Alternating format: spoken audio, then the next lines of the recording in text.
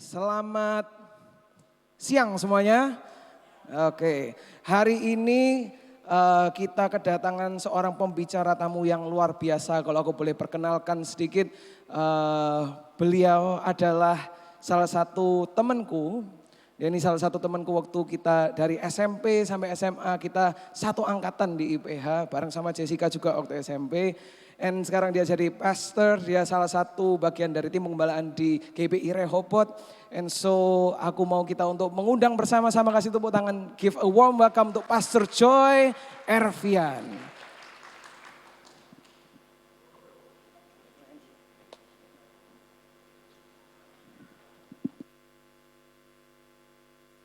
Puji Tuhan, Shalom.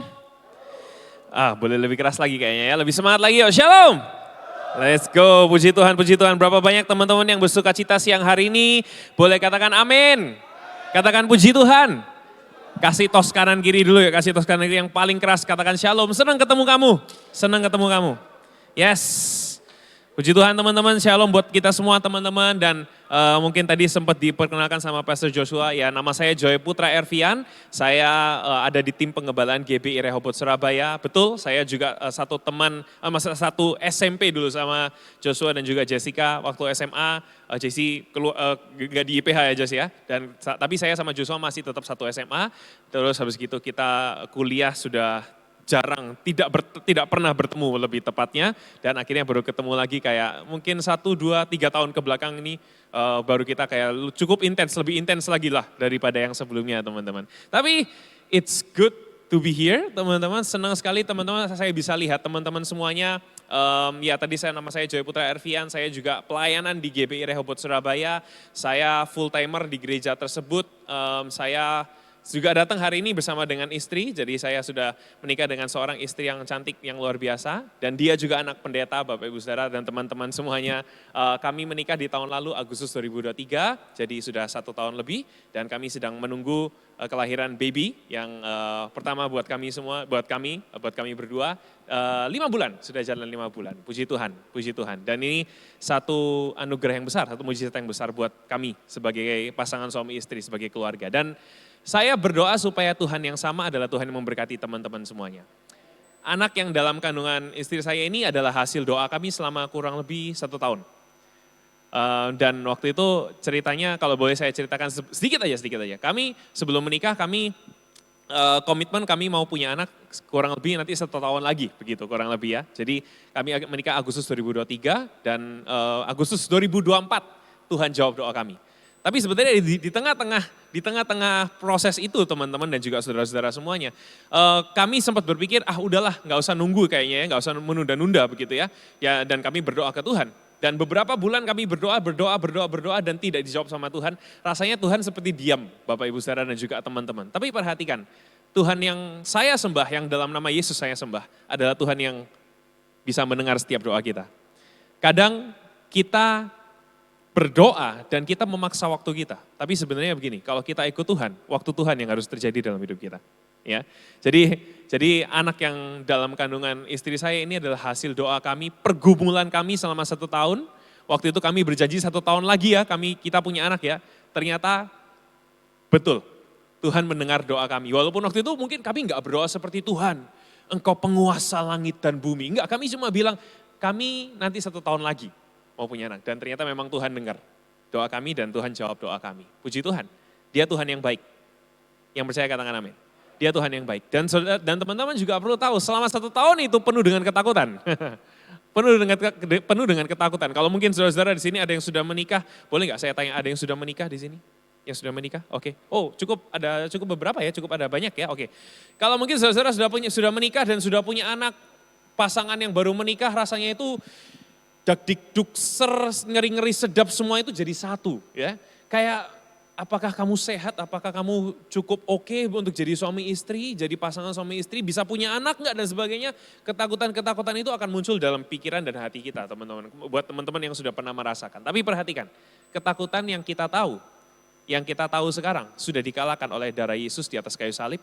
Dan hari ini kita bebas dari ketakutan itu. Dan saya juga dapat tema dari Pastor Joshua buat teman-teman kita, teman-teman semua di sini. Temanya adalah fear not ya. Mungkin teman-teman selama sebulan atau mungkin beberapa waktu ini sering belajar tentang ketakutan. Boleh nggak saya bertanya, siapa yang pernah takut? Mungkin kalau saya ganti lagi pertanyaannya, siapa yang sedang takut sekarang? Oke. Tadi pertanyaan pertama semua angkat tangan, tapi pertanyaan kedua sudah mulai turun. Saya nggak tahu apakah saudara mungkin sadar atau tidak sadar bahwa saudara sedang takut. Tapi saya mau yakinkan kepada teman-teman dan saudara-saudara semuanya. Kita semua pasti merasa takut dan akan merasa takut. Karena kita masih manusia. Oke, itu faktanya. Itu faktanya terlebih dahulu. Kita semua masih manusia. Saya lahir dari keluarga pendeta, Bapak Ibu Saudara dan juga teman-teman. Opa saya pendeta, papa saya pendeta, opa saya yang dari pihak mama itu bukan pendeta tapi cinta Tuhan dan cinta gereja. Mama saya mengajarkan nilai kekristenan, papa saya juga mengajarkan nilai kekristenan sejak lahir, sejak kecil Bapak Ibu Saudara. Tapi perhatikan, dalam hidup saya masih punya rasa takut. Satu fakta yang sangat mengerikan tapi juga harus kita terima. Tidak ada satu manusia pun di dunia ini yang tidak pernah merasakan ketakutan. Termasuk anak pendeta. Mungkin Pastor Joshua juga sebagai anak pendeta merasakan. Kami merasakan ketakutan, saya merasakan ketakutan. Tapi teman-teman, saudara-saudara, Bapak Ibu Saudara semuanya yang hari ini hadir di tempat ini. Kita punya Tuhan yang besar, seperti lagu tadi. Dan hari ini saya mau ajak kita sama-sama belajar untuk mengalahkan ketakutan kita dengan cara yang supernatural. Jadi hari ini saya mau kasih judul khotbahnya adalah Overcoming Fear in Supernatural Ways. Kenapa harus ada supernatural ways? Kenapa? Karena ketakutan itu supernatural. Ketakutan itu sesuatu yang supernatural. Kita mau berjuang gimana pun, secara natural mungkin kita bisa kalahkan sejenak. Tapi nanti akan muncul lagi. Nanti akan muncul lagi. Nanti akan muncul lagi. Oleh karena itu ketakutan itu harus dikalahkan dengan cara yang supernatural. Dan perhatikan, sebelum saya lanjut, saya mau kasih tahu dulu. Saya spill dulu contekannya. Saya spill dulu jawaban akhirnya. Ketakutan sudah dikalahkan oleh darah Yesus di atas kayu salib. Sudah, itu titik, tidak perlu diperdebatkan. Titik. Tapi kita masih hidup di dunia ini. Oke? Hidup masih harus diperjuangkan. Kita masih harus berjuang. Tapi jangan lupa, kita punya Tuhan yang besar, kita punya Tuhan yang sosok yang supernatural buat kita semua. Saya mau berikan pendahuluan buat kita semua terlebih dahulu, Bapak Ibu Saudara dan juga teman-teman. Pertama kali manusia mengalami ketakutan, itu tercatat dalam kitab Kejadian. Ketika manusia melanggar perintah Tuhan, jatuh dalam dosa, lebih mendengar hasutan ular, hasutan iblis dalam bentuk ular ya, lebih tepatnya ya. Dalam Kejadian 3 ayat 10 mengatakan demikian, kalau boleh saya tunjukkan ayatnya. Ini apakah sudah menyala? Oke.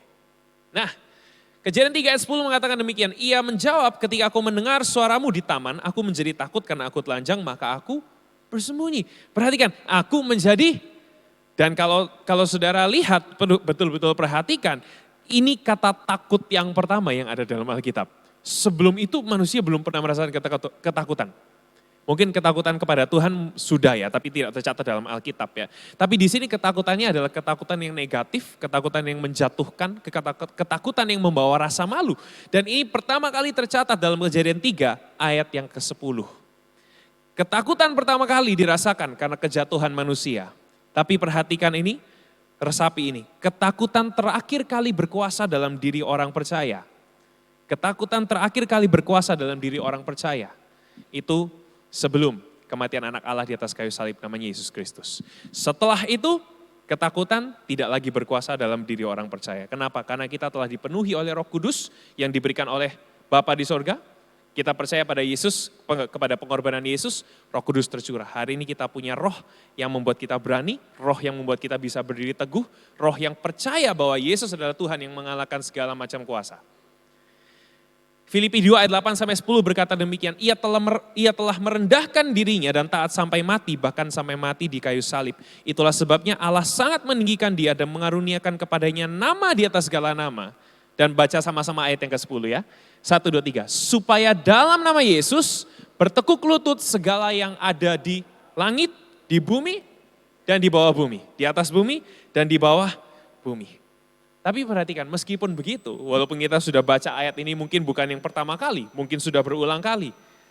Boleh nggak saya tanya lagi, berapa banyak orang Kristen di tempat ini yang masih takut? Masih ya? Ternyata masih ya? Apakah ayatnya nggak ngefek? No. Ayatnya masih efektif. Masih efektif. Hanya manusianya saja yang masih hidup di dunia yang penuh dengan daging, penuh dengan ketakutan. That is okay.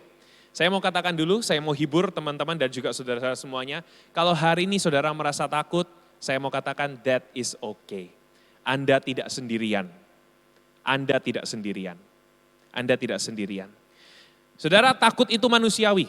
Tapi kalau hidupnya dikuasai ketakutan, harusnya kita mulai bertanya-tanya, siapa Tuhan atau siapa sosok yang menguasai kehidupannya?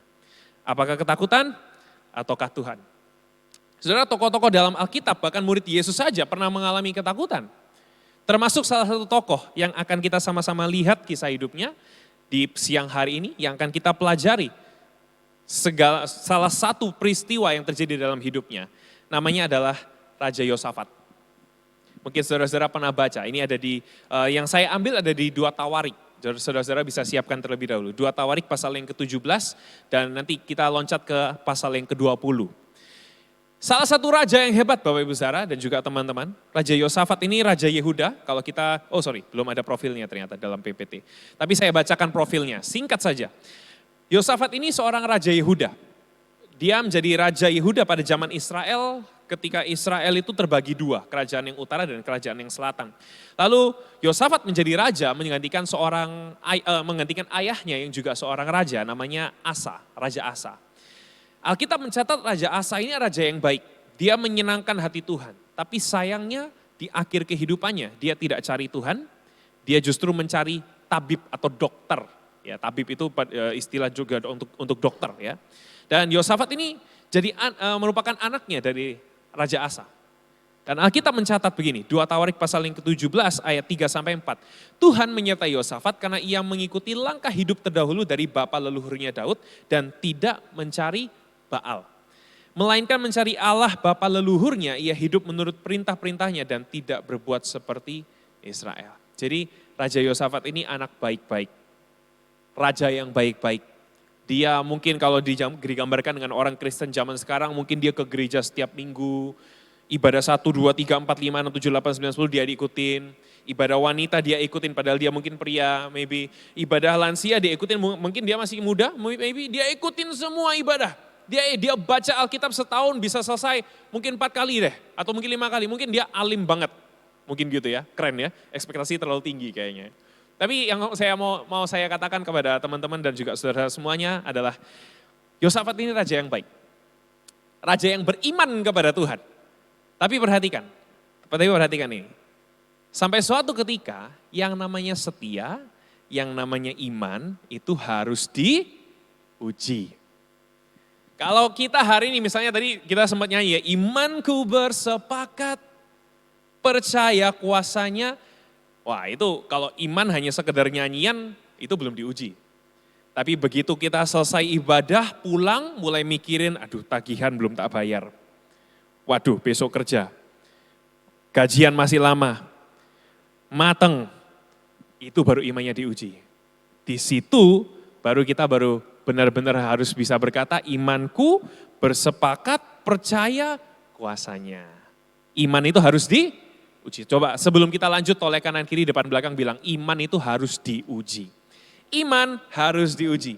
Iman harus diuji. Yes, iman itu harus diuji. Dan satu hal yang perlu orang Kristen mengerti dan kita harus terima saudara-saudara semuanya. Bahwa orang Kristen pasti bisa takut. Masih bisa takut. Tapi perhatikan kita juga punya keputusan untuk tidak mengizinkan ketakutan itu menguasai kita. Kita punya keputusan, bahkan saya mau katakan, kita punya otoritas untuk tidak mengizinkan ketakutan itu menguasai kita. Hari ini kita punya otoritasnya adalah melalui darah Yesus Kristus yang tercurah di atas kayu salib. Hari ini kita punya keputusan, kita punya otoritas, dan kita tahu satu fakta, kematian Yesus Kristus di atas kayu salib menghancurkan segala kuasa ketakutan. Ya, ini dasarnya. Kita harus pegang betul-betul dasar ini. Yesus itu harus jadi dasar. Yesus harus jadi dasar. Dan saya lanjutkan, 2 Tawarik 20 ayat yang pertama. Nah tadi saya bilang ya, iman itu harus diuji ya. iman itu harus diuji. Dan perhatikan, Yosafat juga diuji. Setelah itu, nah ini kita lompat 3 pasal. Setelah itu, Bani Moab, Bani Amon bersama orang-orang Meunim datang untuk berperang melawan Yosafat.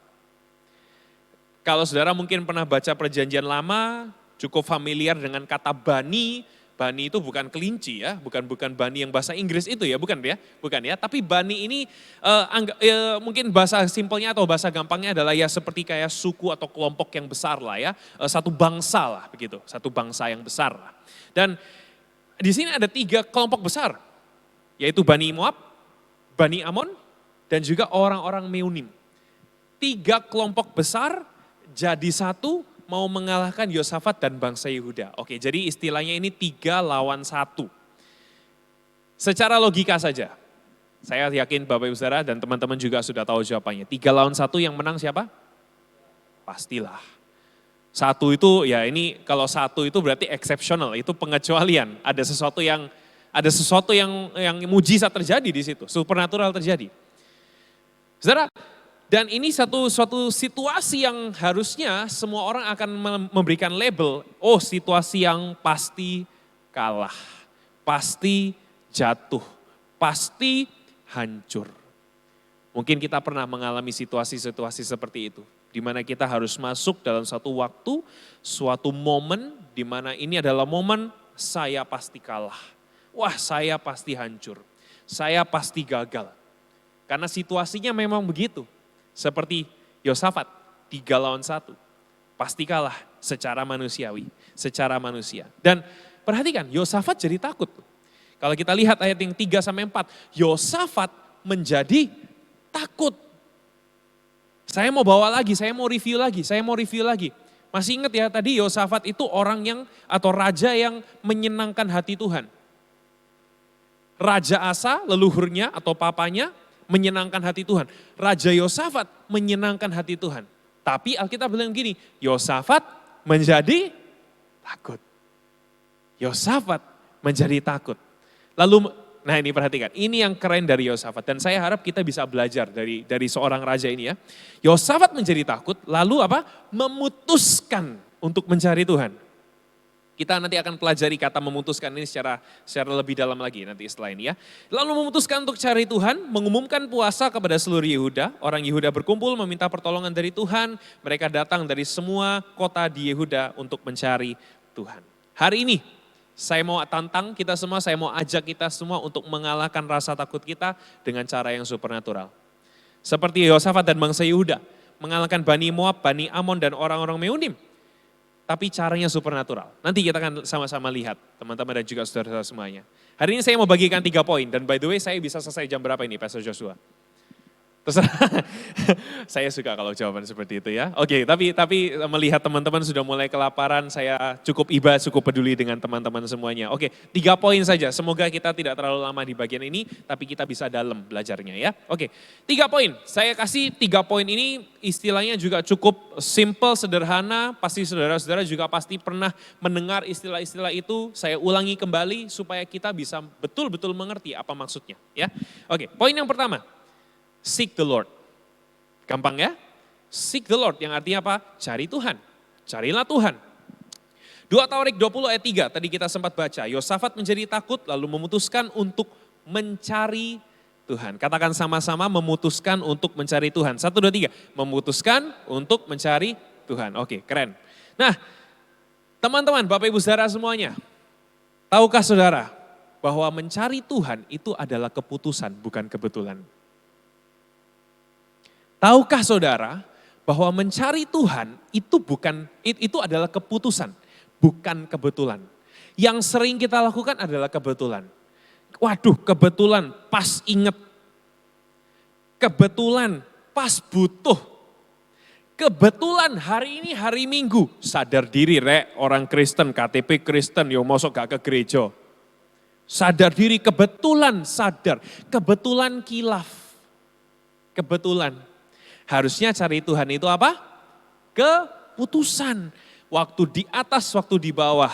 Waktu menang, waktu kalah. Waktu merdeka, waktu terikat, waktu bergumul ataupun tidak. Putuskan untuk cari Tuhan. Kalau saudara-saudara mungkin punya Alkitab yang di handphone dan ada beberapa versi yang lainnya, saya rekomendasikan saudara bisa baca dari New American Standard Bible, NASB. Karena Alkitab bilang begini, Jehoshaphat was afraid and turned his attention. Turn his attention. Jadi Yosafat itu memutuskan, dia sadar, dia waras Bapak Ibu Saudara dan juga teman-teman. Dan dia turn his attention to seek the Lord. Mengubah perhatiannya, mengubah fokusnya dari yang fokusnya dulu sebelum ini adalah kepada Bani Amon, Moab dan orang-orang Meonim yang 3 lawan 1 tadi ya. Dia mengubah fokusnya dari 3 kelompok itu kepada Tuhan, kepada Allah. Yosafat betul-betul memutuskan mencari Tuhan. Saya kira ini juga sangat aplikatif dalam hidup kita ya Bapak Ibu Saudara dan juga teman-teman. Seperti pertanyaan tadi, berapa banyak teman-teman yang pernah atau saudara-saudara yang pernah ketakutan dan beberapa bahkan semua mengangkat tangan. Dan yang sering kita lakukan adalah ketika kita dapat info ketakutan tersebut, ketika kita mulai alarmnya mulai menyala, oke, danger, oke, sesuatu yang berbahaya, sesuatu yang menakutkan masuk atau mulai menguasai kita akan langsung fokus kepada ketakutan itu. Dan saya mau katakan itu manusiawi, that is okay juga. That is okay. Saudara nggak perlu kayak merasa minder ataupun merasa malu, aduh orang Kristen masuk takutan, orang Kristen boleh takut, nggak masalah. Namanya juga masih orang, masih manusia, nggak masalah. Dan orang Kristen juga pasti secara manusiawi akan fokus kepada ketakutannya terlebih dahulu. Dan itu pun tidak masalah. Tapi yang masalah adalah setelah tahu ketakutan itu, kita mau kemana? Apakah kita akan terus di situ melihat ketakutan itu dan mulai meratapi, aduh sakno erek diriku rek, kasihan ya, aduh sial sekali aku. Atau justru kita akan lakukan seperti yang Yosafat lakukan. Jehoshaphat turned his attention to seek the Lord. Ada sesuatu yang berubah. Mungkin hasilnya belum berubah, mungkin nasibnya belum berubah. Mungkin jalan hidup teman-teman saudara-saudara belum berubah. Tapi perhatikan ini, let us seek the Lord.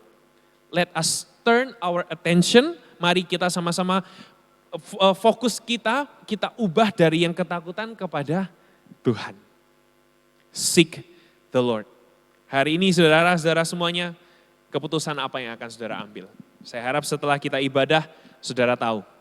Tapi izinkan saya kuatkan dari satu ayat. Kenapa kita harus seek the Lord? Ayat ini dari Roma 8 ayat 31. Sebab itu, apa yang akan kita katakan tentang semuanya itu? Jika apa? Jika Allah di pihak siapa? Oke, lebih keras lagi ya. Jika Allah di pihak siapa? Kita. Pertanyaan selanjutnya. Siapa yang mau lawan? Kurang lebih kan gitu ya bahasa sehari-harinya. Siapakah yang akan melawan kita? Jika Allah di pihak kita, siapakah yang akan melawan kita? Apakah itu kesengsaraan? Apakah itu penyakit? Apakah itu kutuk keluarga atau apapun? Perhatikan, jika Allah di pihak kita, siapakah yang akan melawan kita? Saudara-saudara, saya beri satu alasan kenapa kita perlu seek the Lord. Alasannya ini, kalau Tuhan di pihak kita, siapa yang mau lawan? Siapa yang mau lawan? Siapa yang mau lawan? Kalau Tuhan di pihak kita, siapa yang mau lawan? Kalau Tuhan di pihak kita, tidak ada yang bisa lawan kita. Bukan karena kitanya yang hebat, bukan. Tapi karena Tuhannya yang ada di pihak kita. Bukan karena kita, anak baik-baik, setiap hari Minggu datang ke gereja. Kalau nggak salah sebelum ibadah ini ada ibadah juga ya sebelumnya ya Fani ya. Dan saudara mungkin hari ini datang, terus nanti sore mungkin nggak ada ibadah tapi saudara datang ke gereja ini untuk ngapain ibadah lagi. Bukan karena kita lakukan ritual ataupun kita jadi orang yang baik begitu, bukan. Tapi karena Tuhan yang ada di pihak kita, siapakah yang akan melawan kita. Hari ini kita tahu bahwa Tuhan itu adalah Tuhan yang ada dalam diri kita. Tuhan yang hebat itu ada dalam diri kita. Bahkan faktanya adalah 2000 tahun yang lalu, Yesus lahir ke dunia ini. Kita sebentar lagi akan merayakan Natal Bapak Ibu Saudara dan juga teman-teman. Yesus lahir ke dunia ini dan juga kita tahu beberapa bulan lagi kita akan merayakan Paskah, merayakan Jumat Agung dan Paskah. Itu adalah momen yang juga luar biasa buat orang Kristen. Karena kita tahu di atas kayu salib itu segala kuasa sudah ditaklukkan dalam nama Yesus. Dan hari ini kita tahu, seek the Lord. Kenapa? Karena kita punya Tuhan yang hebat, Tuhan yang besar. yang kita sembah dalam nama Yesus. Seek the Lord yang pertama, itu cara supernatural yang pertama.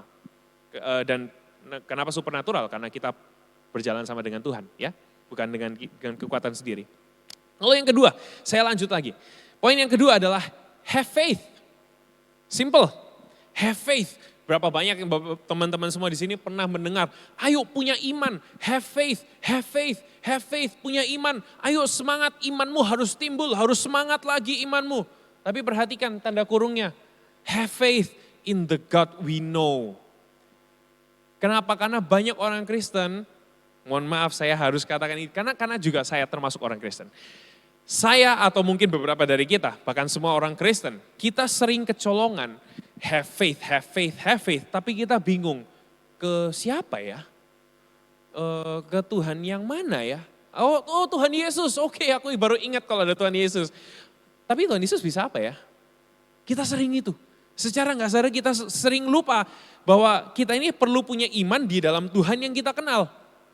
Kalau saudara lihat di dalam 2 Tawarik 20 ayat yang ke-9, ini doanya Yosafat dan juga bangsa Yehuda kepada Tuhan. Jadi setelah mereka dapat info, 3 kelompok tersebut mau menyerang, mereka berdoa, Tuhan begini, dan sampai di akhirnya ayat ke-9. Jika suatu malapetaka menimpa kami, entah itu pedang, penghukuman, sampar, ataupun kelaparan, kami akan berdiri di depan rumah ini, di hadapanmu, karena namamu tinggal di rumah ini. Kami akan berseru kepadamu di dalam kesesakan kami, dan engkau akan mendengar dan menyelamatkan kami. Ini satu bentuk iman di dalam Tuhan yang Yosafat dan juga bangsa Yehuda tahu. Tuhan yang mereka kenal, Tuhan yang mereka tahu. Sebelum saya lanjut, boleh enggak Bapak Ibu Saudara dan juga teman-teman, saya tanya, siapa yang pakai Instagram? Boleh dibuka handphonenya sekarang, sebentar aja boleh. Buka Instagramnya, ini pengecualian, oke, pengecualian. Bukan untuk balas DM, bukan untuk like postingan, bukan untuk lihat explore. Oke, bukan untuk upload story juga. Tapi kalau mau upload story ibadah bolehlah, enggak masalah. Tapi coba lihat profil teman-teman dan juga saudara-saudara semuanya. Berapa followingnya? Following saya 2.000 sekian. Ada yang lebih? Ada yang 3.000? 4.000? Saya sudah K ya, 2K ya, sudah 2K. Tapi belum sampai kayak double digit depannya. Tapi ya enggak masalah lah, buat apa juga banyak-banyak. Ada yang lebih banyak dari saya, 2.000 atas? Oh, teman-teman pakai Instagram semua atau enggak pakai? Enggak pakai. Masih pakai ini surat sama perangko itu. Enggak ada followers. Oh, enggak ada. Saya harap Bapak Ibu Saudara, teman-teman semua juga punya teman secara digital ya, karena ya maksud saya itu juga teman begitu ya, itu juga teman. Tapi yang mau saya sampaikan kepada teman-teman dan juga Bapak Ibu Saudara semuanya adalah begini. Misalkan saya punya 2.000 following, ya bukan followers ya, following. Saya punya 2.000 following, saya follow mereka. Dan follower saya juga kurang lebih 2.000 ya. Di antara 2.000 account itu, saya juga punya account-account yang saya follow, tapi dia tidak follow balik. Ya, saya follow beberapa seperti follow Cristiano Ronaldo gitu ya mungkin ya, atau mungkin follow Invia apalagi ya, dan berita-berita itulah. Gila diskon, yuk diskon, ya itu saya follow, saya suka kalau diskon-diskonan begitu, apalagi kalau akhir bulan ya. Oke, tapi begini, maksudnya begini, walaupun saya nggak kenal sama orang-orang atau account tersebut, tapi saya tetap follow. Betul nggak sih? Dan juga mungkin teman-teman semua juga ada account-account yang di follow. Gitu. Tapi saya mau balik begini. Tahu nggak sih saudara-saudara semuanya, tahu nggak sih? Kalau ada Tuhan yang lebih dulu follow kita loh. Ada Tuhan yang lebih dulu follow kita walaupun kita belum follow dia. Ada Tuhan yang sudah kenal kita dulu sebelum kita kenal dia. Ada Tuhan yang sudah mengasihi kita dulu, walaupun mungkin pada saat itu kita belum mengasihi dia. Sekarang pertanyaannya begini, kita sayang gak sama dia? Do you? Sayang gak sama dia? Pertanyaan sebelumnya sebenarnya kita harus jawab ini. Kenal gak sama dia? Kenal gak sama Tuhan yang sudah mengasihimu terlebih dulu? Rela mati buat engkau terlebih dahulu? Kenal gak sama Tuhan itu? Yosafat dan bangsa Yehuda kenal Tuhan yang mereka sembah. Ayat 5-9 menuliskan pengenalan mereka akan kepada Tuhan. Saudara kenal? Saya bantu. Saya temukan ini di internet kok, jadi bukan suatu file rahasia atau bagaimana ya. Mungkin agak kekecilan tapi semoga bisa terlihat. Ini names for God yang ada dalam Alkitab. Mungkin Bapak Ibu Saudara teman-teman juga pasti tahu. Seperti El Shaddai, ada lagi El Elyon, ada lagi Jehovah itu pun masih banyak lagi masih di sana. Jehovah Jireh, Jehovah Nisi, Jehovah Rafa dan sebagainya. Banyak sekali julukannya untuk Allah kita. Pertanyaannya saudara sudah tahu belum nama atau julukan untuk Allah kita? Tuhan kita satu. Ya, jangan berpikir kalau namanya banyak berarti Tuhannya banyak ya, 20, 30 Tuhannya orang Kristen. Bukan, orang Kristen Tuhannya cuma satu. Satu tapi tiga, Tritunggal. Ayo perhatikan ini, namanya satu tapi julukannya banyak. Allah kita itu saking berkuasanya sampai perkataan manusia itu tidak bisa mengotakkan betapa besarnya Tuhan kita. Sampai-sampai satu nama Allah atau Tuhan itu tidak bisa mengotakkan, bisa merangkum semua kehebatan Tuhan kita. Makanya sampai kita harus butuh nama-nama ini. Supaya kita bisa tahu bahwa Tuhan kita itu adalah El Elyon, God Most High. Supaya kita tahu bahwa dia itu El Shaddai, God Almighty. Supaya kita tahu bahwa namanya itu atau julukannya adalah Jehovah Eli, my God misalnya. Mungkin di sebelah kanan sini ada Jehovah Jireh, the Lord will provide. Supaya kita tahu Tuhan yang kita sembah itu kapasitasnya, kapabilitasnya, kemampuannya itu sebesar apa. Saudara sudah tahu Tuhan yang saudara sembah? Tuhan yang saya sembah, saya percaya adalah Tuhan yang jauh lebih berkuasa dari segala makhluk yang ada di dunia ini, segala kuasa yang ada di dunia ini. Segala apapun yang ada di dunia ini, dia jauh lebih berkuasa. Dia pencipta langit bumi, masalahnya begitu. Dia pencipta langit bumi, susah, nggak ada lawannya. Saudara sudah kenal Tuhan yang saudara sembah? Yesus dalam suatu percakapannya dengan perempuan Samaria, saudara-saudara, berkata demikian, Yohanes 4 ayat 22-23. Kalau saudara mau buka juga dipersilahkan. Kamu menyembah apa yang tidak kamu kenal, kami menyembah apa yang kami kenal. Sebab keselamatan datang dari orang Yahudi.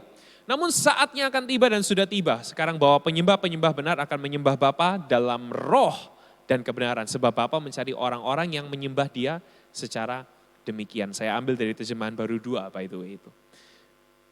Tuhan Yesus bilang ini, kamu menyembah apa yang tidak kamu kenal. Kami menyembah apa yang kami kenal. Saya harap saudara kita mengerti dan betul-betul mengenal Tuhan yang kita sembah. Banyak orang Kristen datang ke gereja menghidupi kehidupannya sebagai orang Kristen tanpa mengenal Tuhan yang dia sembah. Tanpa mengenal Tuhan yang mereka sembah. Tuhan bukan mesin ATM pastinya. Tuhan bukan mesin ATM.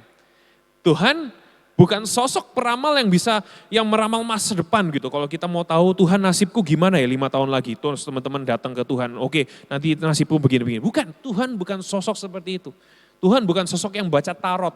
Tahu tarot ya, kartu tarot ya. Oh hari ini kamu nanti sial, besok enggak, besok bukan. Tuhan yang kita sembah bukan juga polisi yang nilang di tengah jalan karena kita berbuat dosa. Bukan. Tuhan yang kita sembah itu pribadi. Dia punya pribadi yang artinya begini, dia punya karakter, dia punya taste tertentu, dan dia mau dikenal dan dia mengenal kita. Oke?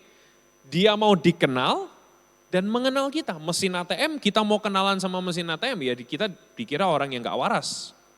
Buat apa?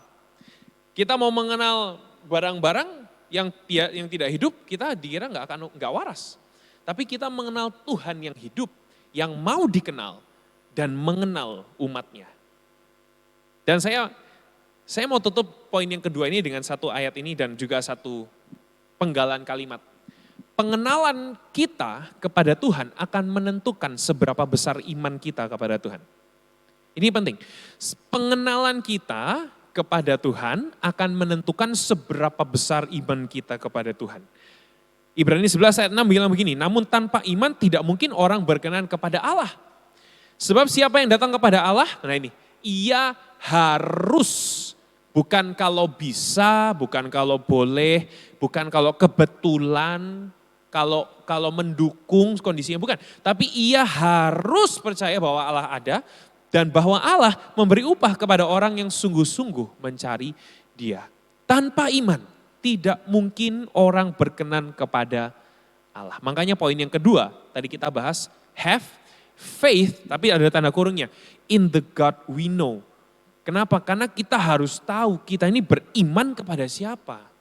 Jangan sampai kita bilang setiap hari Minggu kita nyanyi, imanku bersepakat percaya kuasanya. Nya ini bisa Pastor Joshua, bisa. Nya itu bisa Pastor Joy, bisa. Nya itu bisa Mem Fani, bisa. Karena saya panggil Mem Fani ya, mohon izin ya. Bapak Ibu Saudara teman-teman semuanya ya. Udah dari lama soalnya ketemu dengan Mem Fani. Siapa lagi? Misalnya kita beriman kepada presiden, nya itu bisa.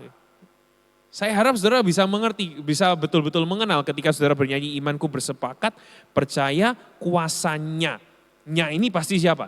Ya Yesus. Tuhan Yesus. Jadi let's have faith in the God we know.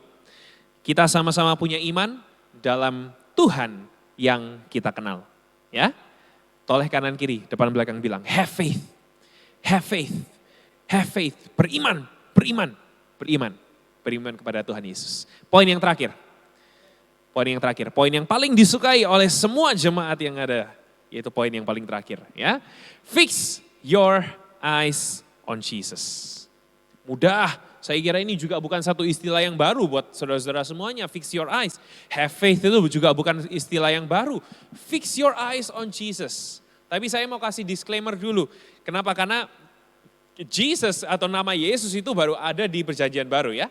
Walaupun memang Tuhannya kita tahu, Tuhannya tetap sama, perjanjian lama, perjanjian baru, kayak dia mau menciptakan langit bumi, kayak dia tetap Tuhan itu. Dia sama, tetap Tuhannya. Tapi namanya, nama Yesus ketika Allah menjelma menjadi manusia, itu baru ada di perjanjian baru. Ya, tapi that's okay, nggak masalah. Saya pakai istilah ini supaya kita bisa menggambarkan, oh Tuhan kita itu, ya itu loh, namanya Yesus itu loh. Tuhan kita itu namanya Yesus itu loh. Ya, semoga saudara tidak bingung dengan istilah itu. 2 Tawarik 20 ayat 12 berkata demikian, ya Allah kami, tidakkah engkau akan menghukum kami, mereka, karena kami tidak mempunyai kekuatan untuk menghadapi pasukan yang sebesar ini yang datang menyerang kami.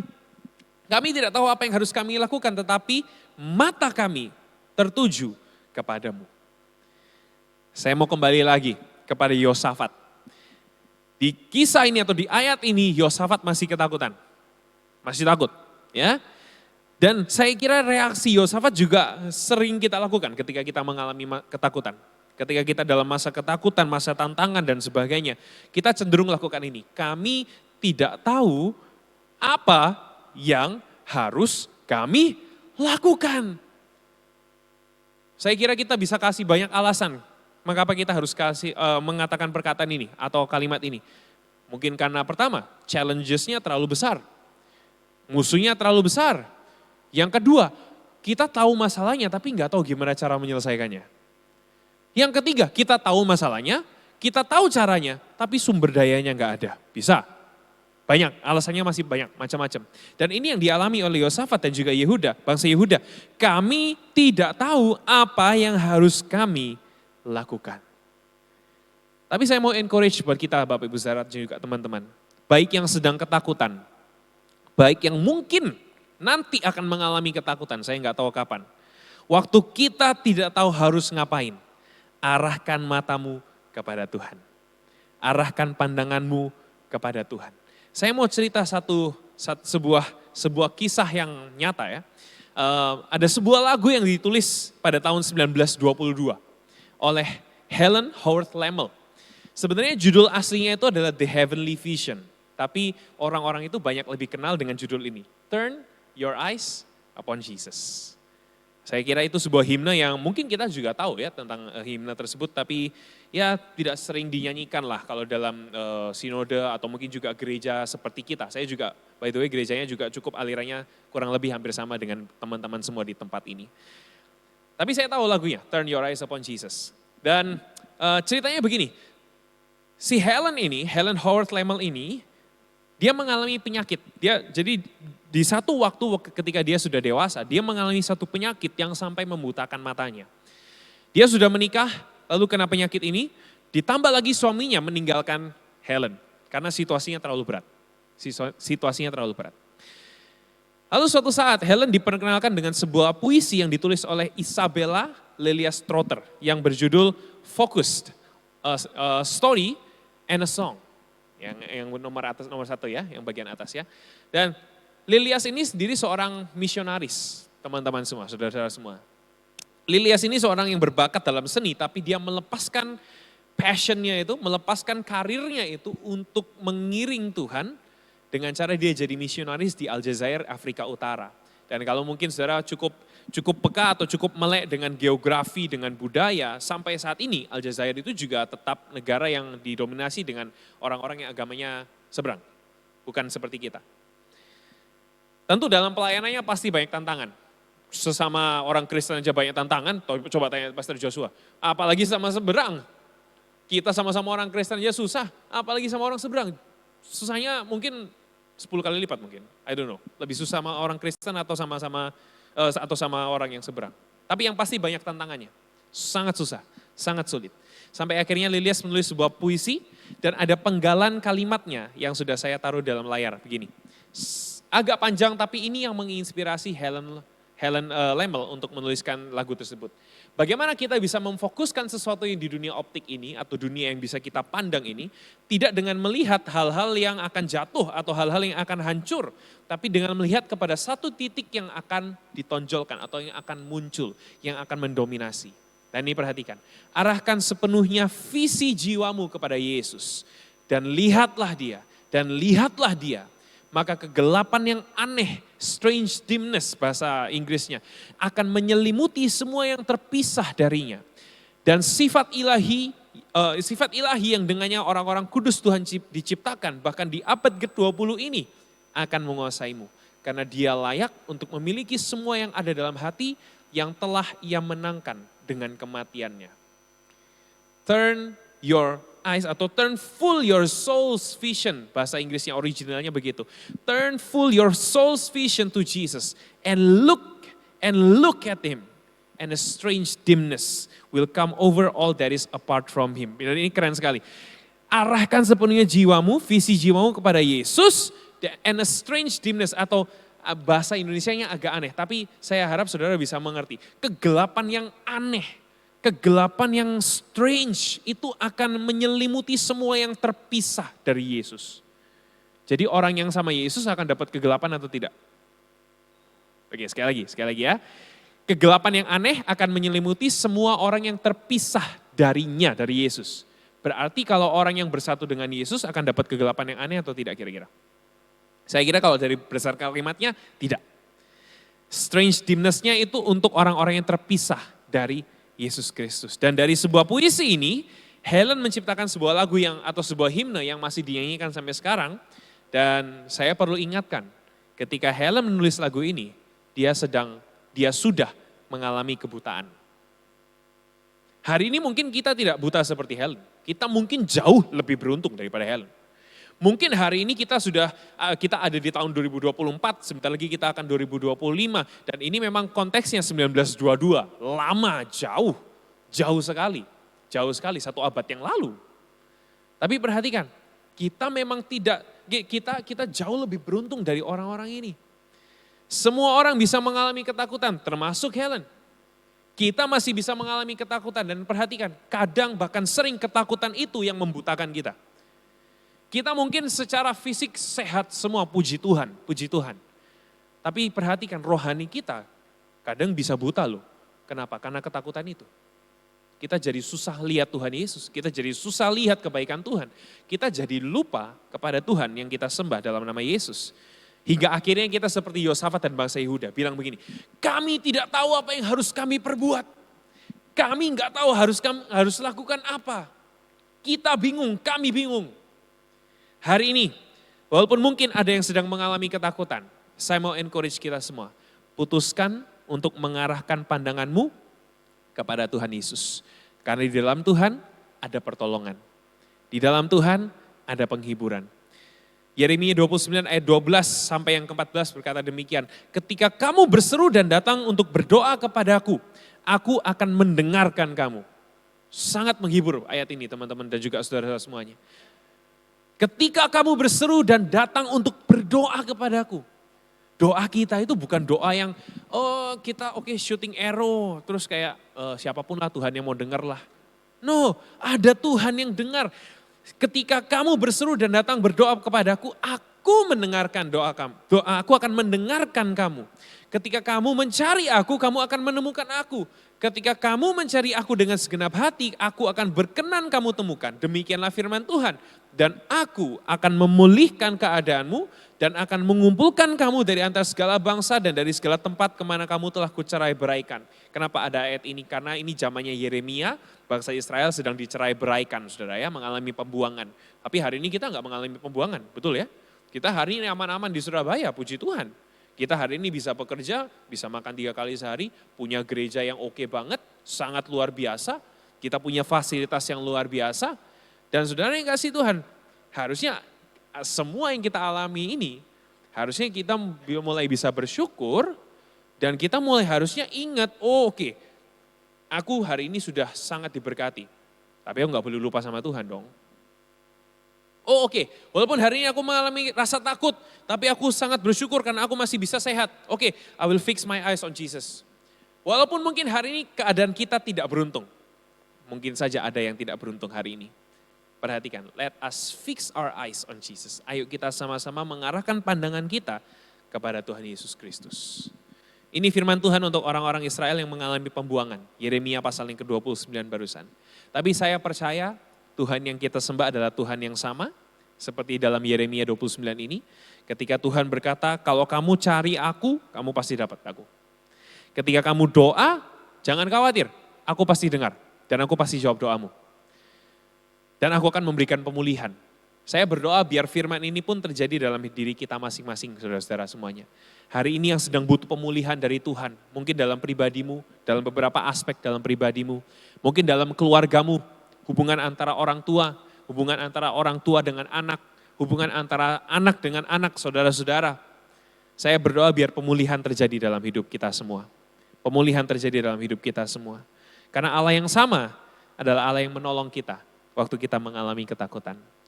Ada sebuah kisah dalam Matius 14 ayat 22 sampai 33, nanti saudara silakan buka. Ketika Yesus berjalan di atas air. Tapi jangan lupa, di situ ada salah satu murid Yesus yang juga sempat berjalan di atas air. Namanya siapa? Petrus. Yes, sempat berjalan di atas air.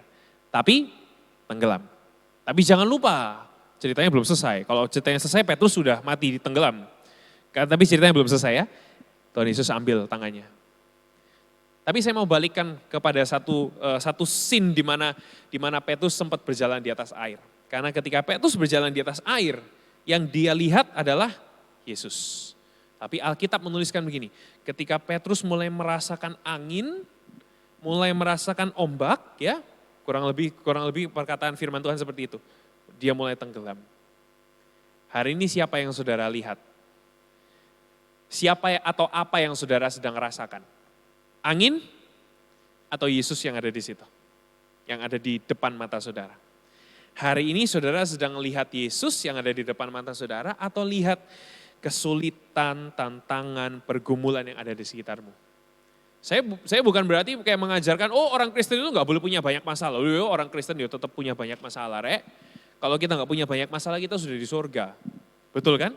Tapi karena kita masih di dunia, masalahnya masih ada, pergumulannya masih ada. Tantangannya masih ada, tapi ingat Tuhannya tetap sama.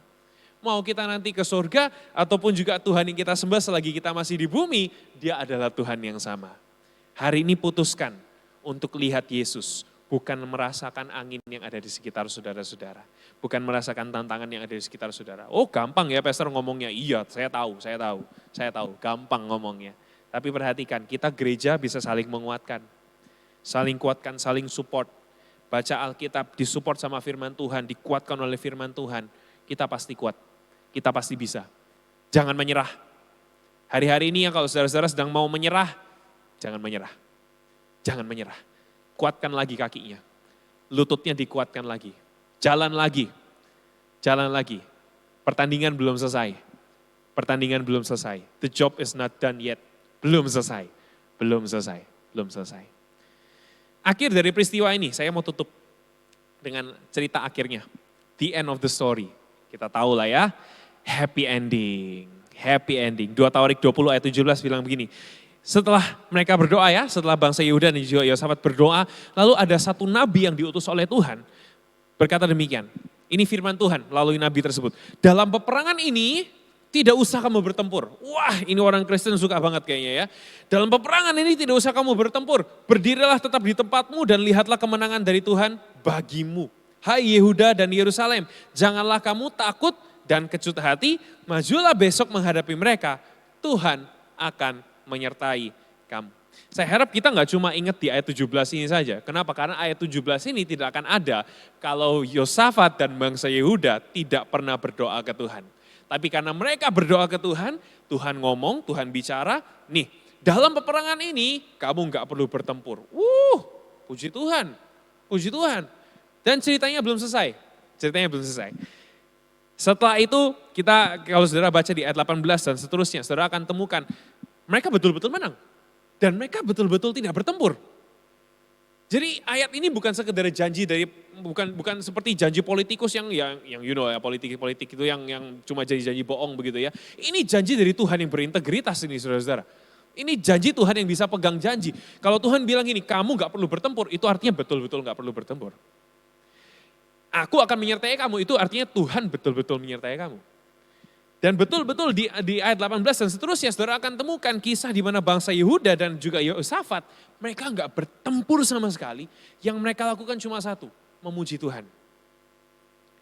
Ayat 26, bahkan, sebelum saya masuk ayat 26, bahkan saudara, saking banyaknya 3 bani itu ya, Bani Amon, Bani Moab dan juga orang-orang Meunim, saking banyaknya mereka, kalau setelah perang mereka menang misalnya, ada yang menang ini boleh dong, berhak untuk menjarah barang-barangnya ya, berhak untuk menjarah hartanya, itu satu logika saja lah ya, menang bolehlah berkuasa begitu kan. Dan saking banyaknya mereka, orang-orang Yehuda dan juga Yosafat itu kalau mau menjarah barang-barang mereka itu habiskan beberapa hari. Termasuk ayat 26, pada hari keempat. Jadi 1 hari itu mereka habiskan untuk menjarah, 1 hari berikutnya mereka habiskan untuk menjarah, 1 hari berikutnya mereka habiskan untuk menjarah. Saking banyaknya.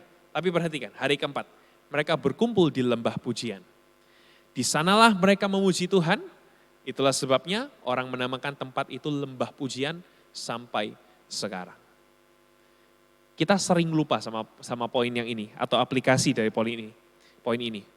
Begitu Tuhan tolong, oh puji Tuhan. Oke, sekarang waktunya kita lupakan Tuhan. Oh puji Tuhan, Tuhan berikan aku keberanian. Sekarang kita pelan-pelan lupakan Tuhan. Kita sering lakukan itu. Padahal harusnya ketika kita sadar bahwa ada pribadi yang baik, yang sudah baik kepada kita harusnya berterima kasih dong. Harusnya kita berterima kasih, kita membalas budi, dan kali ini kita sudah ditolong Tuhan, maka kita harus berterima kasih ke Tuhan. Macam-macam sih caranya, berterima kasih pada Tuhan itu macam-macam kok caranya, Bapak Ibu Saudara dan juga teman-teman. Tapi perhatikan, memuji Tuhan itu juga bentuk kita berterima kasih ke Tuhan. Ya, jadi kalau saudara ibadah, setiap ibadah pasti kan ada ritualnya, ada ininya ya, ada segmen-segmennya, praise and worship. Praise and worship itu bukan waktu di mana kita harus terlambat, oke 15 menit terlambat lumayan lah masuk worship. Bukan. Praise and worship itu waktu di mana kita memuji Tuhan dan berterima kasih. Karena sepanjang minggu saudara kita sudah disertai Tuhan. Sepanjang bulan kita sudah disertai Tuhan.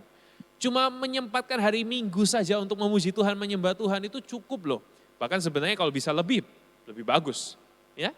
Dan kita bersyukur kepada Tuhan atas apa yang sudah Tuhan berikan melalui pujian kita. Saya harap hari ini kita semua sadar akan pertolongan Tuhan. Saya harap hari ini kita betul-betul mengerti bahwa Tuhan yang kita sembah adalah Tuhan yang hebat, Tuhan yang berkuasa, dan Dia berkuasa atas maut, Dia berkuasa atas ketakutan yang kita alami. Hari ini pun kalau saudara masih ketakutan, that is okay, tidak masalah. Tapi perhatikan, step selanjutnya, ini yang penting. Saudara mau tetap lihat ketakutan, atau teman-teman atau saudara-saudara turn your attention to seek the Lord. Poin yang pertama tadi ya, seek the Lord. Hari ini saudara mau tetap fokus kepada ketakutan itu atau have faith in the God we know. Atau punya iman, miliki iman dalam Tuhan yang kita kenal. Saudara silakan pilih. Hari ini saudara mau tetap fokus, fix your eyes on your problems, on your apalagi challenges, on your fears atau mungkin apapun itu. Atau mau fokuskan Fix your eyes on Jesus. Silakan saudara pilih hari ini. Tapi saya harap kita semua memilih yang betul, memilih yang benar. Yaitu kita arahkan pandangan kita, arahkan iman kita hanya kepada Tuhan Yesus Kristus. Amin. Saya harap firman Tuhan hari ini membuat kita berani lagi. Hari ini mungkin saya nggak tahu apa yang sedang saudara-saudara alami. Hari ini pun yang saya kenal di ruangan ini hanya beberapa orang. Saya nggak kenal nama-nama Bapak Ibu Saudara dan juga perjalanan hidup Bapak Ibu Saudara. Tapi perhatikan, kalau hari ini ada yang masih takut, that is okay. Saya juga masih takut. Hari ini saya mungkin boleh kayak khotbahnya keren gitu ya. Yang percaya khotbah saya keren boleh bilang amin. Oh puji Tuhan, puji Tuhan.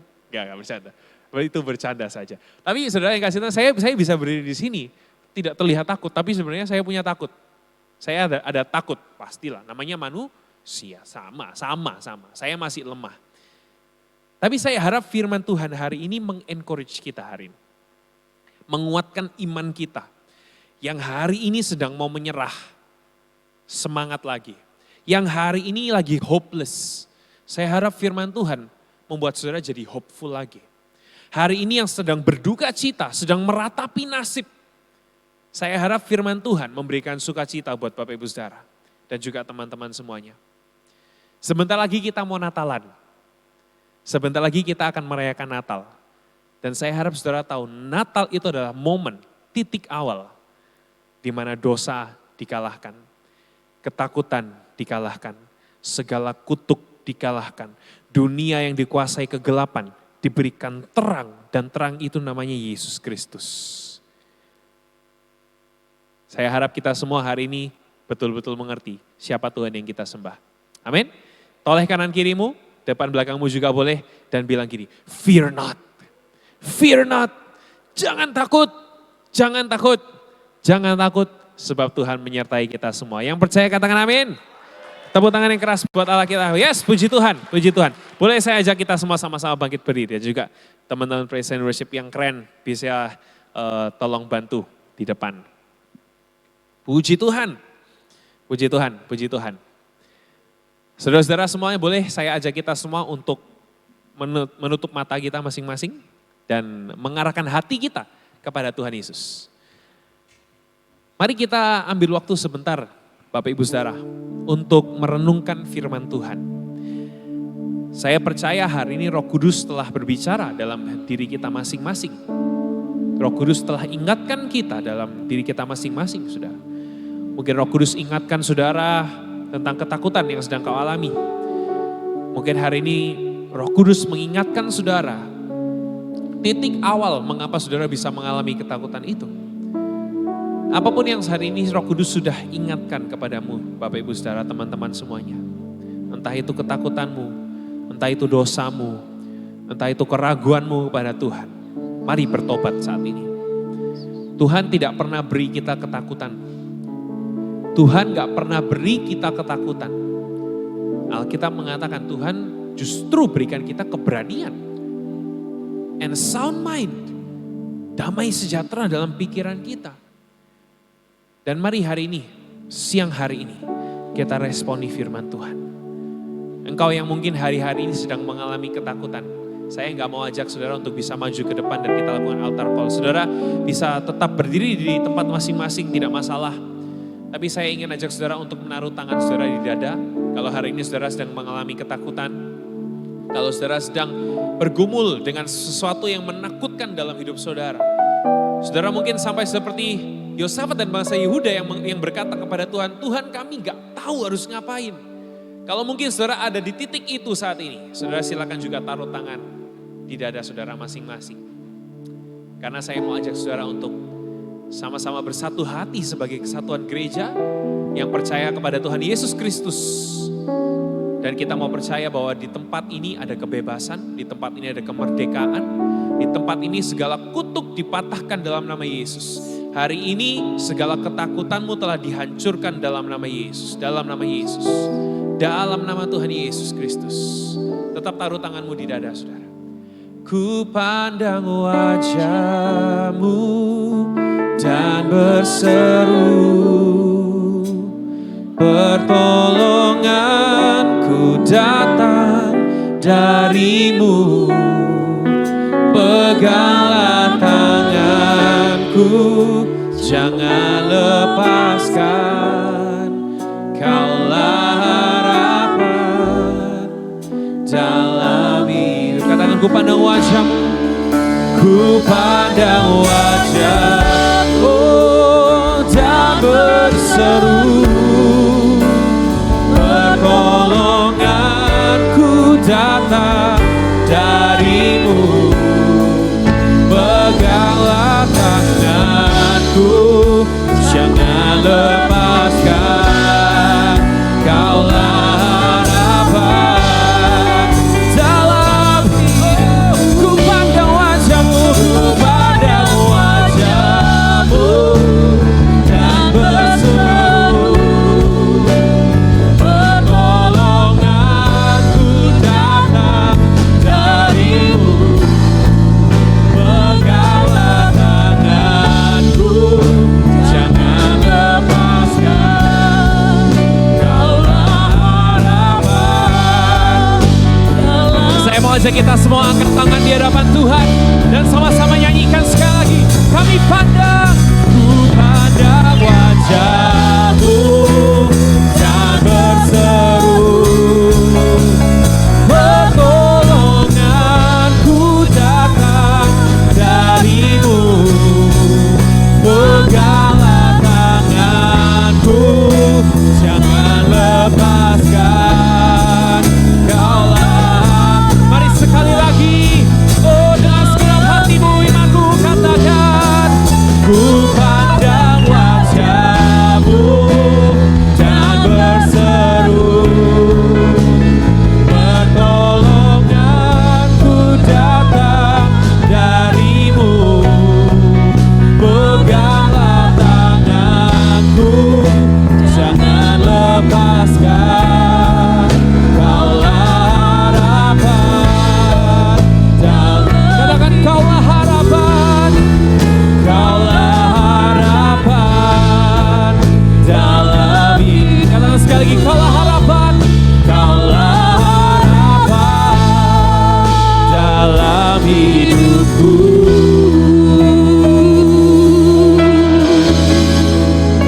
Saudara-saudara semuanya, izinkan saya berdoa buat Bapak Ibu Saudara semua.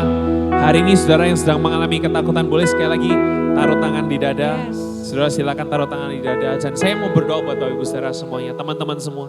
Tuhan, Kau melihat setiap tangan yang hari ini terangkat, yang hari ini menaruh tangannya di dada masing-masing. Saudara. Hari ini kami tahu bahwa kami masih manusia biasa, kami pasti mengalami ketakutan. Kami masih manusia biasa dan kami terbatas. Kami seperti Yosafat dan bangsa Yehuda. Ketika mereka berdoa kepadamu, mereka berseru, Tuhan kami nggak tahu harus ngapain. Dan kami juga mau berseru hal yang sama, Tuhan kami nggak tahu harus ngapain.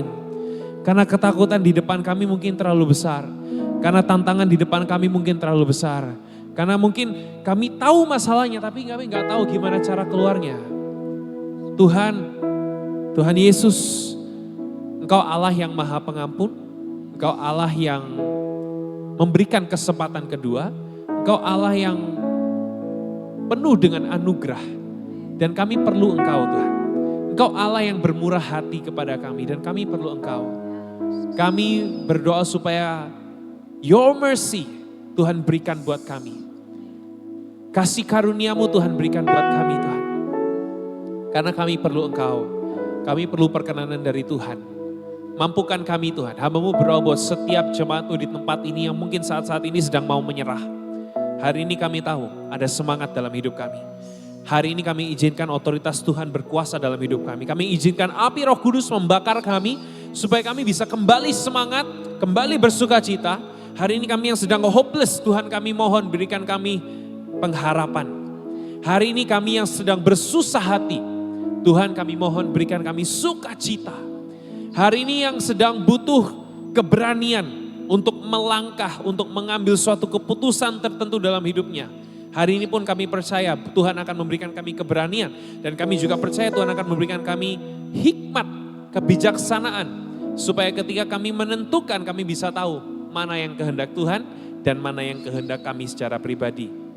Kami berdoa dalam nama Tuhan Yesus. Tuhan berkati setiap kami. Tuhan tolong setiap kami. Karena dari mana lagi pertolongan kami Tuhan kalau bukan dari Engkau. Dari mana lagi pertolongan kami kalau bukan dari tempat yang maha tinggi.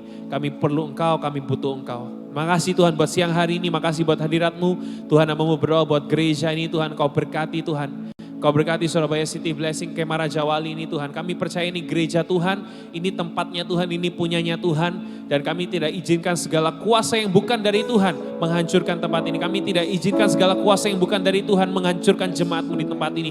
Kami hancurkan, kami usir, kami lepaskan semua ikatan, kami hancurkan semua kuasa yang bukan dari Tuhan. Dalam nama Tuhan Yesus, ini tempat Tuhan, ini baitnya Tuhan. Ini tempat kudusnya Tuhan dan hanya Tuhan Yesus saja yang boleh berkuasa di tempat ini. Berkati setiap sudut dalam gedung ini, berkati setiap jemaat-Mu Tuhan, kuduskan setiap jemaat-Mu, berkati staf pengembalaannya Tuhan di tempat ini, Mavani dan juga Joshua dan juga Jessica dan juga teman-teman, saudara-saudara semua yang melayani di tempat ini. Tuhan, kami percaya berkat Tuhan akan mengalir buat gereja-Mu di tempat ini Tuhan. Hari ini kami percaya akan ada pertambahan buat gereja ini Tuhan, akan ada pertumbuhan buat gereja ini Tuhan dalam nama Tuhan Yesus. Kami I just want to speak blessing buat gereja ini Tuhan dalam nama Tuhan Yesus. Dalam nama Tuhan Yesus, Tuhan kuduskan tempat ini, jadikan gereja ini berkat buat orang-orang yang ada di sekitar gereja ini Tuhan. Biar gereja ini semakin muncul Tuhan, semakin jadi berkat Tuhan dalam nama Tuhan Yesus. Dan kami berdoa, hamba-Mu berdoa biar Tuhan Yesus saja yang terus jadi pusat di gereja ini. Hanya Yesus Kristus yang boleh berkuasa di tempat ini dalam nama Tuhan Yesus. Terima kasih Tuhan buat siang hari ini. Kami percaya hari ini kami umat yang berkemenangan bersama dengan Tuhan Yesus. Terima kasih Tuhan dan biar segala pujian hormat hanya bagi Engkau. Dalam nama Yesus, teman-teman yang sudah diberkati, saudara yang diberkati oleh firman Tuhan, sama-sama katakan amin. Amin. Tepuk tangan sekali lagi buat Tuhan Yesus. Puji Tuhan. Puji Tuhan. Saya kembalikan. Alright. Thank you Pastor Joy. Boleh kita kasih tepuk tangan sekali lagi untuk mengapresiasi. Boleh tetap kita bangkit berdiri hari ini sebelum kita melanjutkan sisa dari ibadah kita. Aku mau ajak kita untuk ulurkan tangan kita kepada Pastor Joy and Elsa. Kita doain mereka sama-sama. Lord, we thank you. Kami mengucap syukur kalau Engkau telah menempatkan mereka bersama-sama dengan kami hari ini. Kalau Engkau telah memakai Pastor Joy dan Elsa secara luar biasa. Dan hari ini we bless them. Kami memberkati mereka, bless their family, gereja mereka, ministry mereka. Dan kami percaya Engkau akan memakai mereka lebih lagi untuk memuliakan nama-Mu. Terima kasih Tuhan di dalam nama Tuhan Yesus. Tuhan, hari ini kami juga berdoa kalau sebentar kami akan memberikan persembahan kami. Kami mau menjadi pengelola yang baik Tuhan. Dan hari ini kami mau memberikan persembahan kami penuh dengan sukacita dan pengucapan syukur karena Engkau yang terlebih dahulu baik dalam kehidupan kami. Terima kasih Tuhan di dalam nama Tuhan Yesus. Yang percaya katakan amin. Kalian bisa kasih persembahan melalui QR code yang ada atau melalui kotak di depan.